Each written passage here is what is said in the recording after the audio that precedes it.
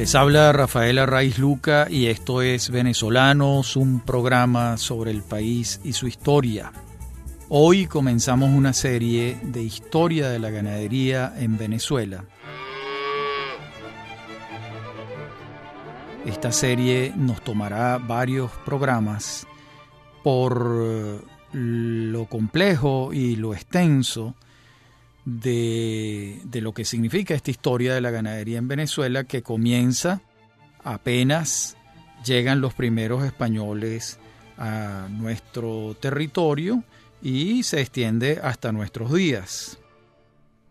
Lo primero que hay que señalar es que, curiosamente, siendo la exportación de cueros la primera exportación o la más consistente exportación durante los siglos XVI y XVII, se ha estudiado más la exportación de cacao y de café y mucho menos la exportación de cuero, cuando en algunos casos y en algunos años y durante algunas décadas los cueros fueron el principal producto de exportación de la provincia de Venezuela y de las otras provincias también, de Cumaná, de Margarita, etc.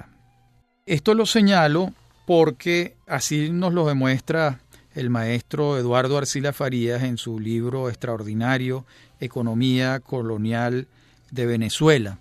Y también aclaro que se trataba de exportación de cueros, no de ganado, porque nuestras exportaciones eran en su totalidad hacia Europa, y Europa realmente no necesitaba ganado americano, al menos en aquellos siglos. De modo que lo que podíamos exportar eran cueros de muy alta calidad que eran muy apreciados en España. Hay que citar los gabanes caroreños, por ejemplo, por dar un solo ejemplo de cueros muy apreciados en Europa provenientes de Venezuela. Antes de entrar propiamente en la historia de la ganadería, vamos a dar unas vueltas por sus antecedentes.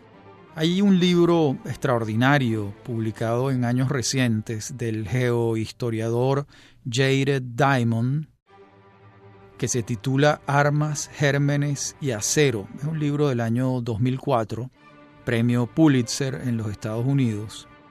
Y él hace unos apuntes muy interesantes para señalar que el único mamífero domesticable que era originario de América era la llama andina, mientras que de Asia, lo que él llama Eurasia y el norte del África, son originarios los 5 grandes mamíferos herbívoros que hoy en día están en todo el planeta, pero que antes de la llegada de los españoles en América se desconocían totalmente. Me estoy refiriendo a la oveja, que proviene de Asia, la cabra, que también proviene de Asia, la vaca, que es de Eurasia y del norte de África, el cerdo, que es de Eurasia y del norte de África, y el caballo, que es originario de Mongolia.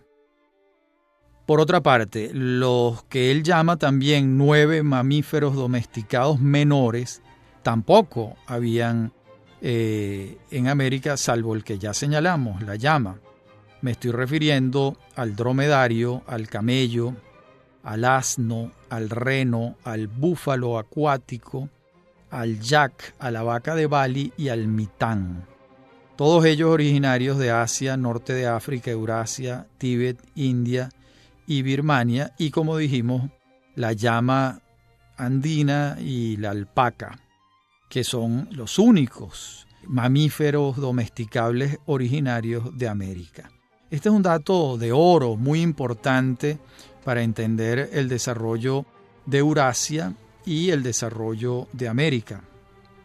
No obstante, hoy en día en América prácticamente todos estos mamíferos se encuentran en algunos casos hasta en grandes cantidades e incluso en mayores cantidades que las que hay en sus lugares originarios. Por otra parte, hay un momento muy esencial, importante en relación con el hombre y el aprovechamiento del toro y de la vaca. Primero porque el toro le facilitó la fuerza motriz para el trabajo agrícola. Y la vaca, porque la vaca es en sí misma un complejo de energía y de provisiones alimenticias para el hombre. Además, la utilización del toro y de la vaca contribuyó a que el hombre pudiese establecerse mejor en sus tareas agrícolas, lo que lo condujo a ir abandonando paulatinamente la caza y la pesca. Al establecerse en un solo sitio, vemos cómo a lo largo de la historia el hombre va desarrollando extraordinarias habilidades tecnológicas y va avanzando en su desarrollo. Sin el toro y la vaca esto hubiese sido muy difícil. Otro animal que también fue valiosísimo para el desarrollo de la humanidad es el caballo. A partir de que el caballo y el asno son domesticados, los desplazamientos del hombre se hacen más fáciles, no solo para el transporte de él como tal, sino para el transporte de carga. Antes del caballo y el asno, antes de que estos animales fuesen domesticados, la carga la hacía el hombre, lo que le tomaba muchísimo tiempo. Podía cargar mucho menos peso que lo que cargan el caballo y el asno. De modo que la diferencia es notable. Diamond también habla de Eurasia, habla de lo que geógrafos e historiadores conocen como la creciente fértil, que es ese eje que uno puede trazar desde el extremo de Europa, la Europa continental o incluso las Islas Británicas, hasta lo que hoy en día es China y más allá en los países asiáticos orientales. Esa es una vertiente fértil que traza un eje horizontal a lo largo de la Tierra, mientras el eje que traza América del Norte, Centroamérica y América del Sur es un eje vertical. Lo cierto es que la mayoría de estas especies de las que estamos hablando surgen en la vertiente fértil y uno tiene que preguntarse, bueno, ¿por qué allá y no aquí? Y una de las explicaciones es que allá hay unos vegetales, unas especies vegetales que fueron desarrollándose de acuerdo con la evolución, que fueron el alimento esencial para que estas especies se desarrollaran allá y no acá. Pero el encuentro de dos mundos o la llegada de los europeos a América trajo como consecuencia que fuesen llegando todas estas especies a América. Sorprende imaginar que los americanos, los habitantes de nuestro continente antes de la llegada de Colón, nunca habían visto un caballo, ni un perro, ni un gato, y muchísimo menos una vaca. Como les decía, el único mamífero domesticable era la llama. Y también se encontraba el bisonte en las llanuras, las estepas de Norteamérica. ¿Cómo había llegado ese bisonte a Norteamérica? Bueno, había atravesado el estrecho de Bering en los momentos en que podía atravesarse y el bisonte pudo hacerlo, que era este mamífero que estaba silvestre, no estaba domesticado ni al servicio del hombre, pero se encontraba en algunas cantidades en Norteamérica para el momento de la llegada de los españoles y los europeos a nuestro continente. ¿Cuáles son los trazos más antiguos que encontramos de figuras de los bóvidos, que es como se llama en esencia al ganado? Pues estamos hablando de las cuevas de Lascaux en Francia, donde hay dibujos en las paredes, son figuras pintadas en las paredes, y se estima que esos trazos tienen alrededor de 15.000 años. Dijimos entonces que estábamos hablando de los bóvidos, estamos hablando de los bovinos, y estos se ramifican en dos grandes líneas: el Bos taurus, que es el conocido bovino europeo, y el Bos indicus, que es el bovino asiático o el cebú.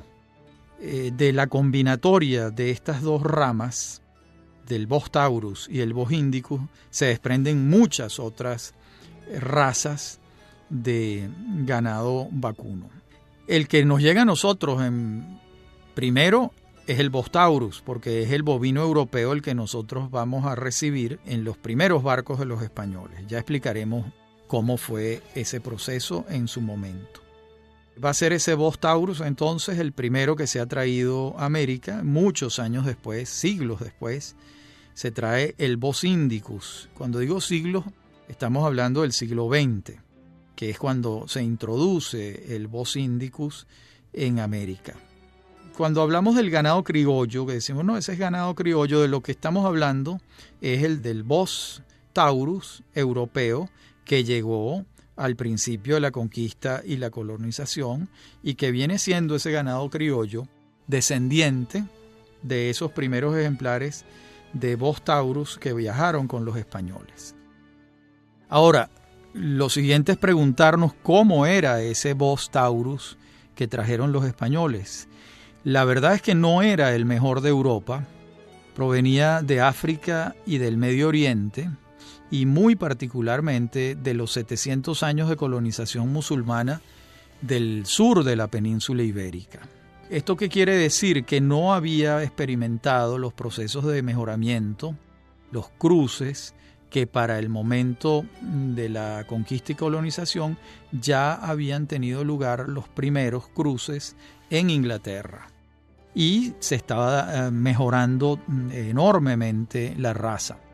En todo caso, el que nos llega a nosotros es este ganado criollo que todavía no ha sido fortalecido por el ingenio humano a través de los cruces y que tiene que ver con los 700 años de colonización musulmana de la península ibérica. En la próxima parte del programa continuaremos con estos prolegómenos, este prólogo de nuestra historia de la ganadería en Venezuela. Ya regresamos.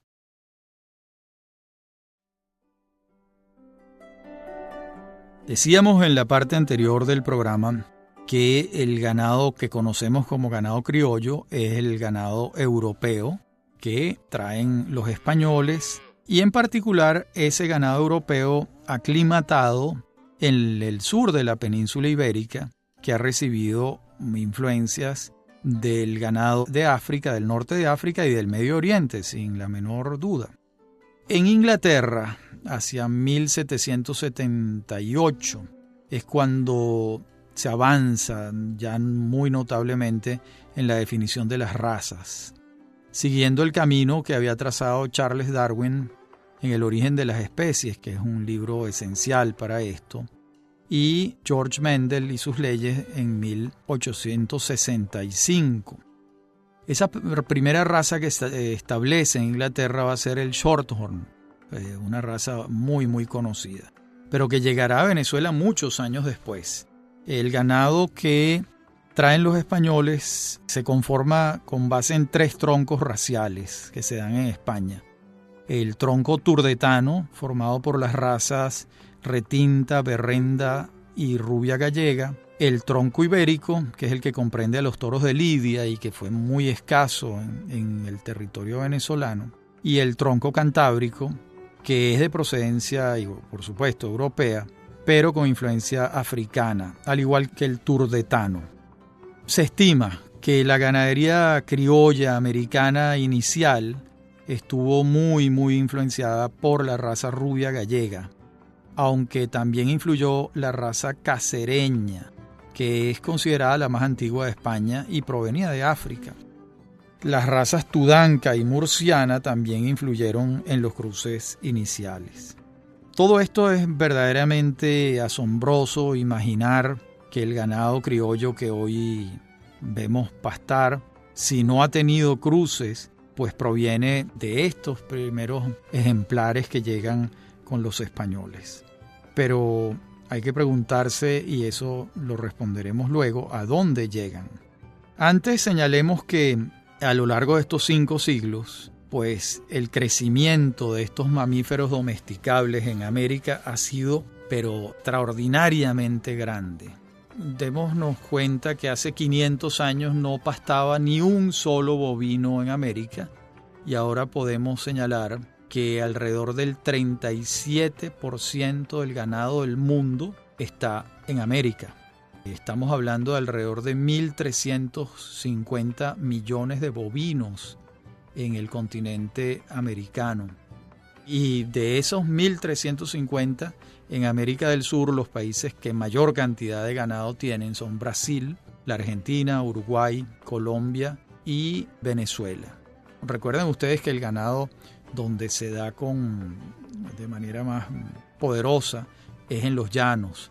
Por eso fíjense que en la lista no aparece Ecuador, no aparece Bolivia, no aparece Perú, porque son los países andinos donde hay ganado, pero no estos ganados que se pueden desarrollar en grandes extensiones como son la pampa argentina, los llanos de Brasil, la pampa uruguaya y los llanos de Colombia y de Venezuela, que son los venezolanos particularmente propicios para el desarrollo de la ganadería. De modo que ahora veamos, ahora sí, la introducción del ganado en América. La primera noticia que tenemos es que Colón en su primer viaje no trae ningún mamífero en los barcos, porque recuerden que él iba hacia las Indias. Él no estaba en plan de descubrir un nuevo continente, sino de llegar más rápido por otra vía a las Indias. Y en las Indias se sabía que estaban estos animales, ¿para qué llevarlos en el barco? Ya en los viajes posteriores, él sí trae, a partir de 1493, sí trae algunos mamíferos. Sabemos que se embarcaron cerdos, ovejas y terneros. Entre otras razones porque en las primeras visiones que tuvieron en el primer viaje no vieron ni cerdos, ni ovejas, ni terneros, y era indispensable para establecerse en las islas traer con ellos a estos animales que eran esenciales para la vida. Estos animales se establecen por primera vez en la isla La Española, hoy en día República Dominicana y Haití, porque allí Colón y sus hijos fijan el cuartel general para la continuación de sus expediciones hacia las otras islas. Poco tiempo después, la corona decide fundar un hato de ganado en La Española. Ese fue el primer hato de ganado en América que se establece, el de La Española. Esto es lógico porque no era recomendable, no era lógico traer ganado en los barcos desde España, un viaje tan largo, tan accidentado, tan incierto, y irlo colocando en pequeñas cantidades en distintos sitios. Lo que se hizo, lo que se optó de manera más racional fue crear un gran hato de ganado en La Española desde donde surtir a las otras islas y luego, una vez que se descubre tierra firme, desde donde surtir a la tierra firme. De modo que el primer asentamiento, el primer hato de ganado en América va a estar en la isla de La Española, que como les decía, es hoy en día ocupada y denominada por República Dominicana y Haití. Hay una cédula real del 29 de marzo de 1503, expedida al comendador Nicolás de Obando por Isabel la Católica, donde ella aprueba que se envíen bestias y ganados que hubieren menester. No tenemos constancia de que esto se hizo efectivo de inmediato tan temprano como 1503, pero sí hay otros testimonios que apuntan hacia ya la existencia de ganado en América un poco tiempo después, que es lo que vamos a revisar ahora. Hay un primer testimonio que tiene relación con el conocido placer de perlas de Cubagua. Una vez que los españoles se asientan allí, en la década de 1510 a 1520, a sacar perlas, se hace evidente que necesitan un asiento alimenticio cercano que en Cubagua no era probable por la aridez de la isla y por el tamaño de la isla. Es una isla muy pequeña. De modo que se establece un hato en Margarita. Ese hato de Margarita va a ser el primero que se establece en Venezuela. Y hay muchos testimonios de que allí estuvo, e incluso más adelante veremos cifras que hablan de un número considerable de cabezas de ganado en Margarita. ¿Para qué se necesitaba ganado allí? Bueno, porque habían contingentes también considerables de gente trabajando en Cubagua, explotando el placer de perlas. Y algo tenían que comer. Ustedes dirán, bueno, pero ahí están los peces. Sí, pero hay algo muy curioso en el mundo, y es que buena parte de las islas en el mundo, pues muchas de ellas, sus habitantes no comen peces, sino cerdos y ganado. Por ejemplo, es el caso de Cuba. En la dieta diaria se come más cerdo que los peces, estando allí al alcance de la mano. Aunque no es tan cierto esto que acabo de decir, porque el alcance de la mano no es tan así. Se requiere un trabajo sostenido que implica unos costos y unas dificultades. En todo caso, se empieza a criar ganado en el hato de Margarita por la necesidad del placer de perlas de Cubagua y luego por la propia isla, ¿no? Cuando la corona capitula a favor de Marcelo de Villalobos en 1525, ya le dice lo siguiente, le dice: que podáis ir o enviar a poblar la dicha isla de cristianos españoles e indios, e traer en ella los ganados que fueran necesarios para beneficios de la población, e hacer las otras granderías que en la dicha tierra se dieren, e enviar a rescatar al poniente y levante de la isla, a repartir solares y aguas y tierras. Fíjense cómo dice los ganados que fueran necesarios para beneficio de la población. Esta capitulación, por cierto, no dice de dónde debe provenir el ganado. En verdad no es tarea de la capitulación ser tan específicos, pero ya para 1525 era un hecho que se trasladaba el ganado de la Española a Margarita. Recuerden que estamos dentro del periodo de la conquista y colonización llamado el periodo de las islas.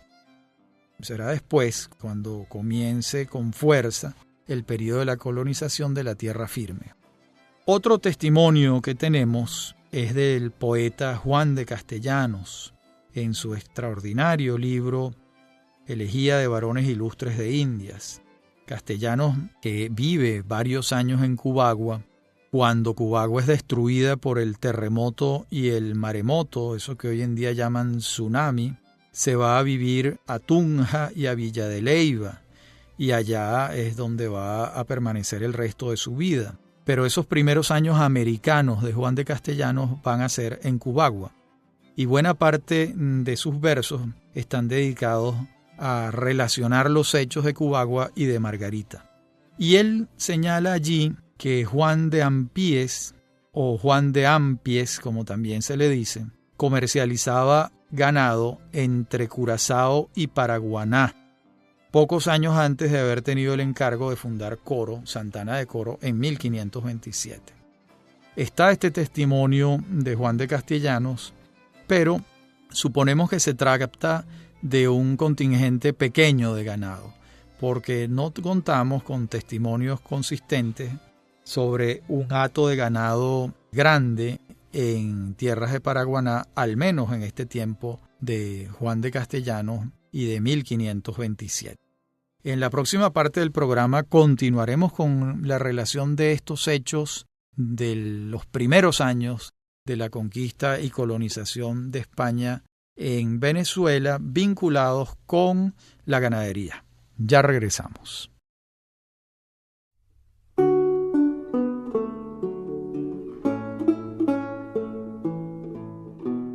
Señalábamos en la parte anterior del programa que Juan de Castellanos alude a la comercialización de ganado por parte de Juan de Ampíes, o Ampies, como también se le dice, entre Curazao y Paraguaná.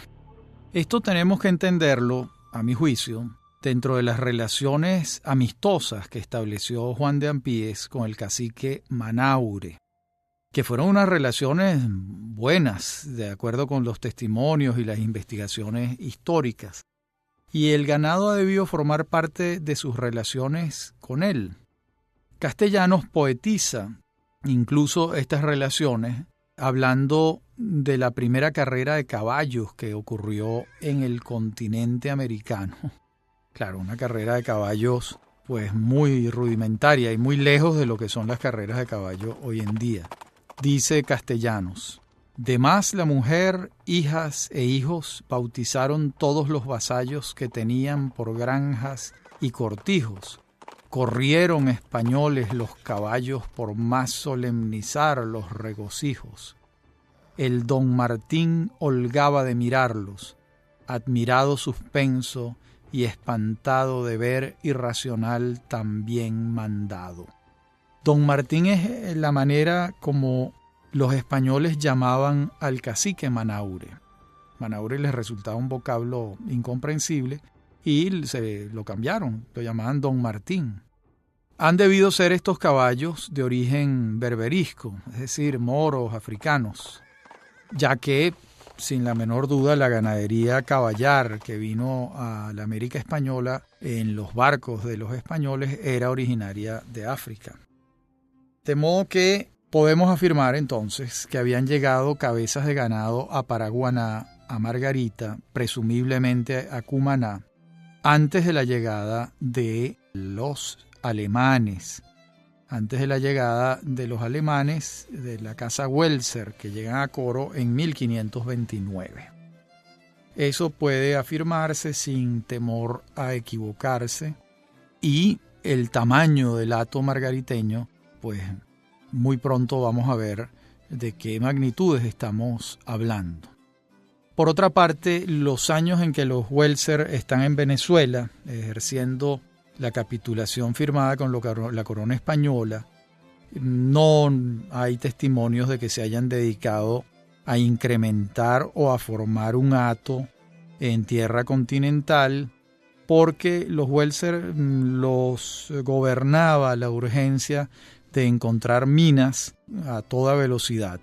Por supuesto, los viajes, las expediciones de los Welser, al menos los capitanes y los que las encabezan, van moviéndose a caballo, otros a pie, pero no hay duda de que la ganadería caballar ya había sido introducida en América.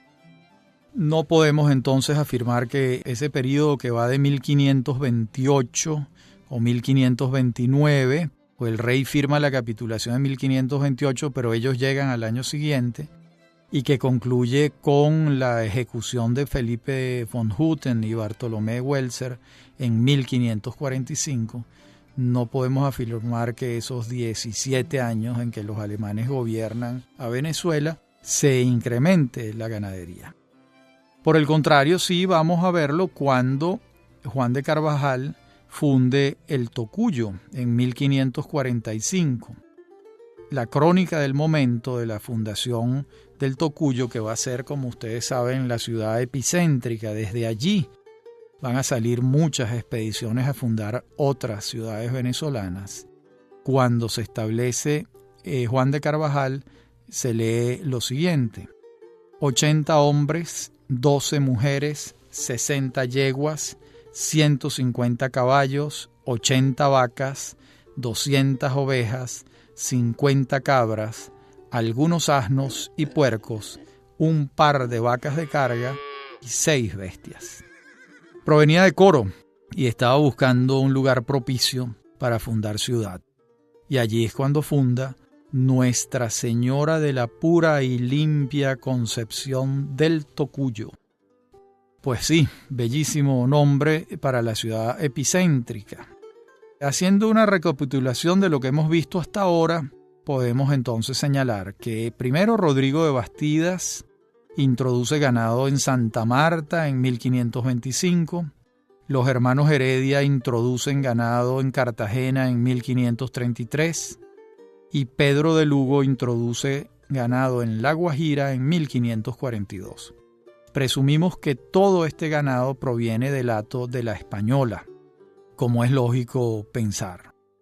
También tenemos un testimonio de que Diego Fernández de Serpa en 1569 traslada 800 cabezas de ganado desde la isla de Margarita hasta tierra firme, hasta Cumaná, lo que nos indica que el hato de Margarita era de proporciones hoy en día asombrosas para nosotros. 800 cabezas de ganado, y trasladarlas quiere decir que quedaron muchas más en el hato margariteño, que había prosperado bastante en estas primeras décadas de colonización.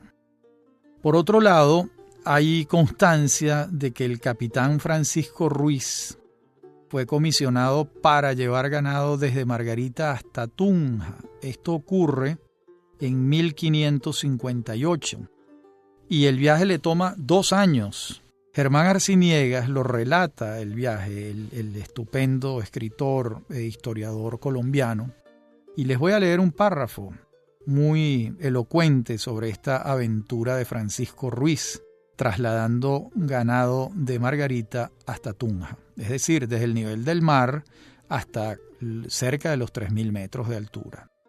Ruego a usted, paciente lector de esta nota, tome un mapa, ponga la punta de un dedo en la isla de Margarita y otro en Tunja, adentro de Colombia.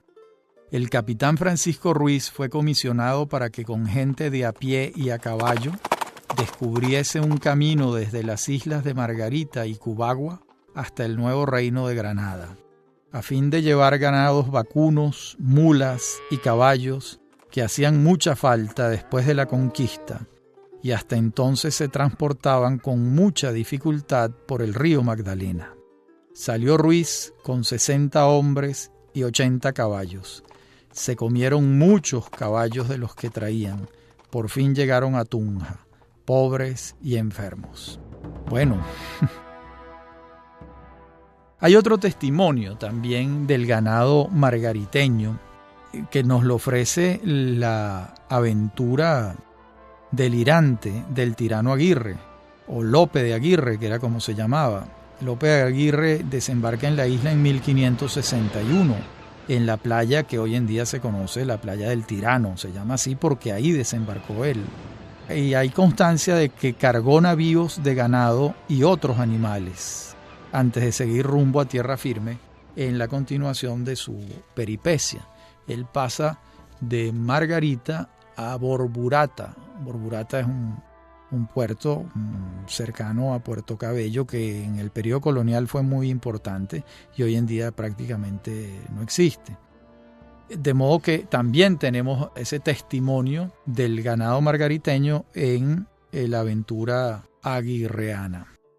Juan de Castellanos, viendo la isla de Margarita, compuso unos versos también que hablan muy claramente de algo que para nosotros hoy en día tiene que ser sorprendente escucharlo. Dice Juan de Castellanos, refiriéndose a Margarita, en torno de la cual los verdes prados de naturales y traspuestas flores estaban todos tiempos estampados de pintura diversas en colores, y a vista grande copia de ganados que rodeaban rústicos pastores, y debajo de ramas tan amenas, asientos puestos y las mesas llenas. Sorprende escuchar referirse a Margarita de esta manera. Les repito, verdes prados, traspuestas flores, tiempos estampados, pintura diversas en colores. Pareciera que está hablando de un prado europeo, de una fertilidad excepcional, y no, está hablando de Margarita, que hoy en día es una isla que buena parte de los meses del año padece de unas sequías importantes y tampoco en los meses de lluvia puede decirse que es una isla de intenso color verde, ¿no? De modo que aquí hay un dato sumamente curioso. O exageraba Juan de Castellanos o han habido cambios climáticos en los últimos 500 años. Digamos que estamos en esa disyuntiva. José Gil Fortule, en su Historia Constitucional de Venezuela, refiere que será Cristóbal Rodríguez el que abra el camino del ganado entre el Tocuyo y el reino de la Nueva Granada, o el nuevo reino de Granada, que era como se llamaba Colombia. Este Cristóbal Rodríguez proviene del Cauca, del Valle del Cauca, hoy en Colombia, y allá había establecido un primerato de ganado con bastante éxito, dadas las condiciones climáticas, ¿no? Entonces se intenta establecer una primera ruta entre aquellas regiones de América y el Tocuyo y las regiones de la Venezuela de hoy, del estado Lara.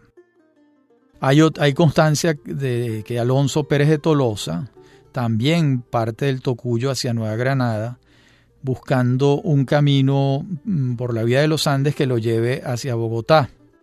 También hay testimonios según los cuales Diego de Lozada parte del Tocuyo en 1567 hacia el Valle de los Toromaimas, a la fundación de Caracas, con ganado tocuyano.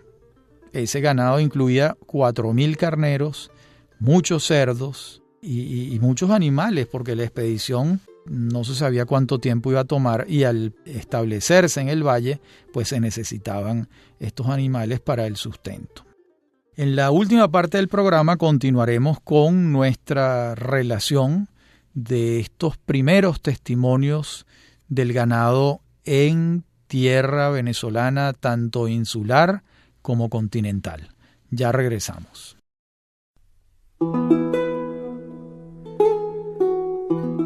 En la parte anterior del programa estábamos revisando testimonios documentales que daban fe del ganado en diversas zonas de Venezuela. En esta última parte también abundaremos en esto. Por ejemplo, en la relación geográfica y descripción de la provincia de Caracas y gobernación de Venezuela del gobernador Juan de Pimentel. Esta relación es de 1579, cuando ya Caracas tiene 12 años de fundada. Se lee que los toromaimas que han sido aventados de Caracas, que están buscando otros destinos, llegan a Valencia y hacen, estropicios en las haciendas valencianas en relación con el ganado. Esta es la visión de los españoles, obviamente. Los indios lo que están es intentando, supongo yo, los indígenas intentando recuperar el ganado que está allí o adueñarse de él. A los efectos nuestros lo que importa es que la relación nos certifica que en Valencia para 1579 hay ganado y que presumiblemente en Caracas ya también lo hay. También hay una relación que se titula Descripción de la ciudad de Nueva Segovia, me refiero a Barquisimeto, del mismo año de 1579, donde se lee, esta vez sí les voy a leer: los animales que de España se han traído, como son yeguas, se dan bien, y vacas se crían bien, y ovejas y cabras y puercos. Con todos los demás animales que de España han venido se dan muy bien. Solo hay un inconveniente, que si está herido un animal de los dichos y no se visita en breve, le caen gusanos, y por esta causa no se cría tanto como se criara si no hubiera este inconveniente. También en las relaciones de Rodrigo de Argüelles y de Gaspar de Párraga en cuanto a la laguna de Maracaibo, el título de la relación es Descripción de la laguna de Maracaibo, de 1579, ellos afirman: se da en esta tierra el ganado vacuno, porque se cría muy grueso, y las novillas de a 2 años vienen en esta tierra paridas, y es tan buena tierra para ganados, que ha acaecido en esta tierra matar toro andando con atajo de vacas y sacarle más de 7 arrobas de cebo y grosura. Dase también la oveja y la cabra.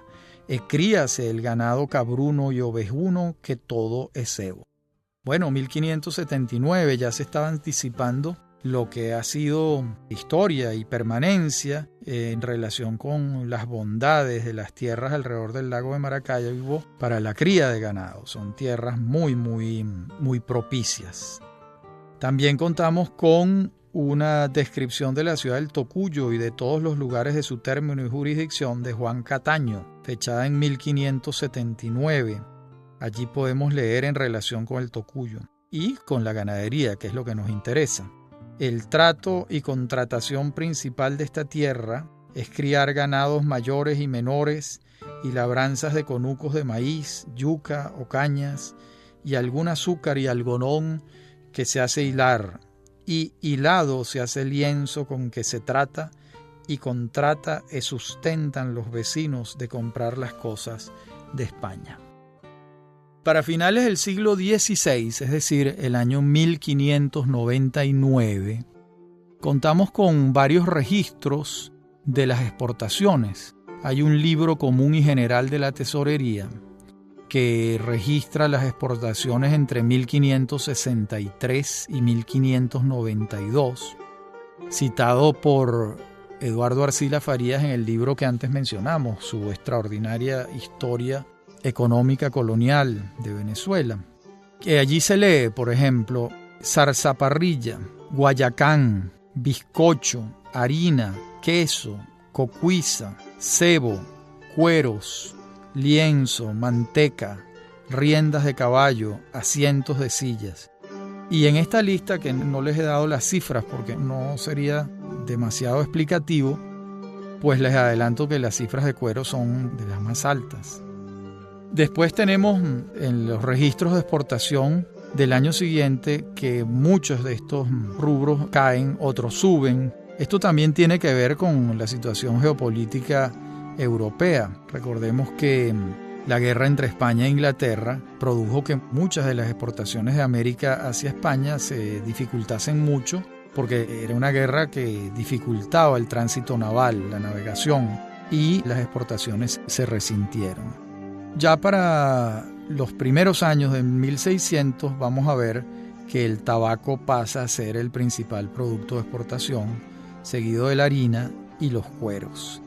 De modo que los cueros son destronados de ese primer puesto que han sostenido durante varias décadas, y pasa a ser el tabaco y la harina los dos productos de exportación principales de las provincias que luego van a formar la Capitanía General de Venezuela. La exportación de cueros lo que está señalando es que hay una práctica ganadera evidente que nosotros creemos que entonces abastecía el consumo interno y que también dejaba unos excedentes de exportación, no en ganado en pie ni en carne, porque en carne no era posible, y en ganado en pie, que sí lo era, tampoco era práctica, pues porque Europa no estaba, necesitando ganado americano, y tampoco se había desarrollado la tecnología requerida para la exportación de ganado en pie. Pero la exportación de cuero, que se sostiene con unas cifras bastante elocuentes, habla de una práctica ganadera muy, muy clara, bastante clara. También es un hecho que será desde Margarita, desde donde se vaya poblando de ganado la tierra continental. Pero estos y otros temas fascinantes de esta historia de la ganadería en Venezuela los vamos a ver en nuestro próximo programa. En este, que está terminando, hemos revisado el prólogo, los antecedentes y el siglo XVI, que es el siglo donde se introduce el ganado europeo en el continente americano y, en nuestro caso, en Venezuela.